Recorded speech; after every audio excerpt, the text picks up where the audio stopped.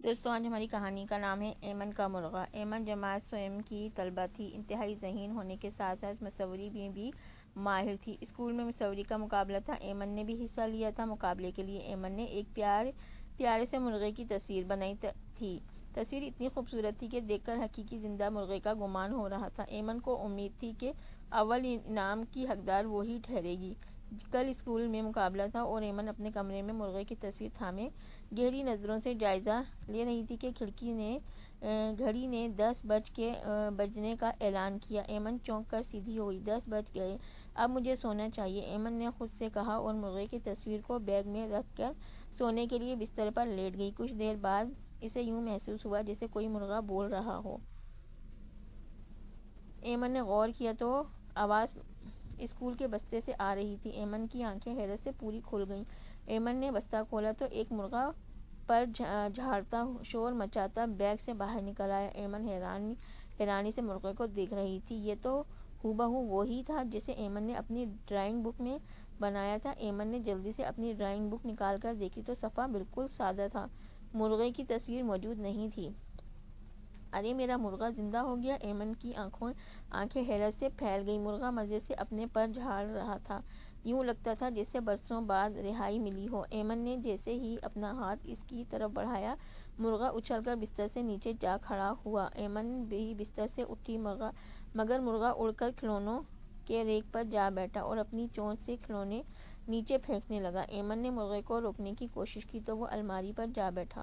اس سے پہلے کہ وہ الماری میں رکھے گلدان کو اپنے پر سے نیچے گراتا، ایمن نے غصے سے اپنا تکیہ کھینچ کر مرغے کو مارا، مگر مرغا اچھل کر ایمن کی ڈرائنگ ٹیبل پر جا بیٹھا اور تکیہ سیدھا دیوار پر لگی کھڑکی پر لگا اور کھڑکی زمین پر گر کر ٹکڑے ٹکڑے ہو گئی۔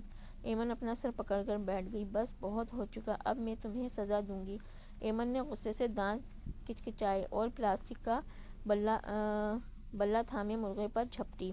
مرغا پلک جھپکتے صوفے پر جا چکا تھا، جبکہ ایمن کا پلاسٹک کے بلّا مرغے کو لگنے کے بجائے رائٹنگ ٹیبل پر رکھی دوات پر لگا اور دوات کی سیاہی الٹ گئی۔ میز کا کپڑا کالی سیاہی سے داغدار ہو چکا تھا۔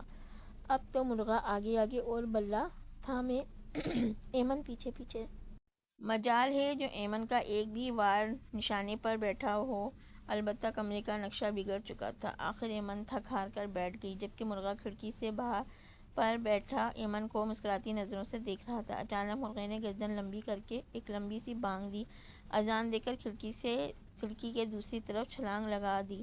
ایمن دوڑ کر کھڑکی پر جانا چاہتی تھی کہ راہ میں بڑی پشت سے پیر الجھا اور ایمن منہ کے بل زمین پر گری۔ ہائے میرا مرغا، میرا پیارا مرغا، میں نے اتنی محنت سے بنایا تھا! ایمن زور زور سے رونے لگی۔ اچانک ایمن کو اپنی امی کی آواز آئی۔ کیا ہوا ایمن، تم نے خواب دیکھا ہے کیا؟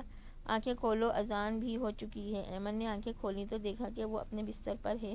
ایمن نے جلدی سے اٹھ کر پورا کمرہ دیکھا، جو چیز اپنی جگہ پر موجود تھی۔ شکر خدا کا، سب کچھ خواب تھا، ایمن نے خوشی سے کہا اور اپنی امی کو تمام خواب سنایا۔ ایمن کی امی مسکرانے لگیں اور جلدی سے اسکول کے لیے تیار ہونے کا کہہ کر کمرے سے نکل گئیں۔ ایمن نے بیگ سے ڈرائنگ بک نکال کر مرغے کی تصویر والا صفحہ دیکھا۔ ایمن کا مرغا کھڑا مسکرا رہا تھا، جیسے ایمن سے پوچھ رہا ہو، کیسا ڈرایا بدتمیز! ایمن نے ہلکی سی چپت مرغے کی تصویر کو لگائی، پھر بیگ میں واپس رکھ کر اسکول کی تیاری کرنے چل